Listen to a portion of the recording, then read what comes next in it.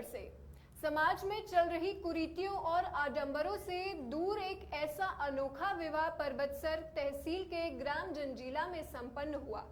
मात्र 17 मिनट में गजेंद्र पुत्र किशन ग्राम बेड़ा जिला तथा प्रियंका पुत्री प्रकाश ग्राम जंजीला परबतसर ने बिना 1 रुपए लेन देन के, बिना पंडित के अपने गुरुदेव जी को साक्षी मानकर गुरुवाड़ी के द्वारा 33 करोड़ देवी देवताओं की स्तुति करते हुए सादगी से विवाह कर लिया। नव विवाहित दंपत्ति ने बताया कि उन्होंने अपने आध्यात्मिक गुरु तत्वदर्शी संत रामपाल जी महाराज से प्रेरणा से दहेज मुक्त, पाखंड मुक्त शादी की है। उन्होंने बताया कि संत रामपाल जी नशा मुक्त तथा सभी कुरीतियों से मुक्त समाज का निर्माण कर रहे हैं। हम आपको बता दें कि इस रमेड़ी के अंदर ना तो कोई बैंड बाजा बजाया गया, ना ही कोई मिठाई बनाई गई। दोनों पक्षों की ओर से केवल 30 व्यक्ति शामिल हुए और खाने में साधारण भोजन खिलाया। संत रामपाल महाराज के अनुयायियों ने कहा कि इस प्रकार के विवाह की समाज को वर्तमान समय में बहुत ज्यादा आवश्यकता है।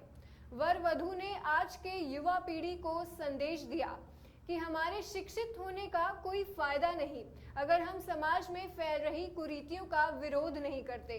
साथ ही साथ संत रामपाल जी महाराज द्वारा लिखी अनमोल पुस्तक जीने की राह को पढ़ने का संदेश दिया ताकि समाज से हर प्रकार की कुरीतियों का अंत हो जाए तथा हर बहन बेटी अपना सुखमय जीवन जिए।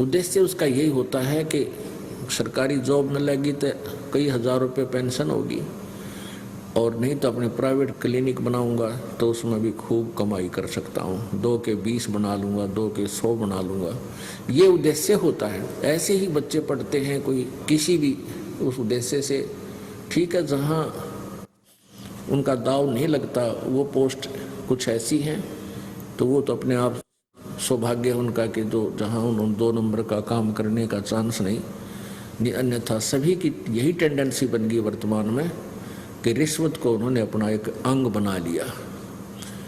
और पहले क्या था कि रिश्वत को विष मानते थे, विष है भी, लेकिन अनजानपने में इस विष को अब खाना प्रारंभ कर दिया, जिससे किसी के घर में शांति नहीं, किसी के भी घर में।